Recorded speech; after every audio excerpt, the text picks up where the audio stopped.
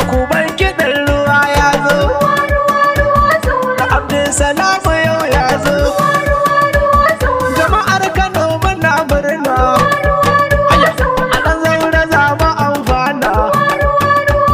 a burin mu ya zama gwamna, da ƴar manuni ta nuna,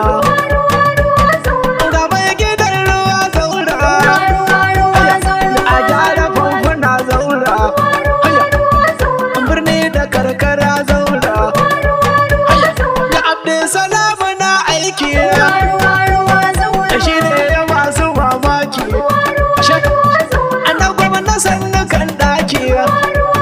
a baka ruwa har cikin ɗaki, Alhaji Abdulsalam ya shirya,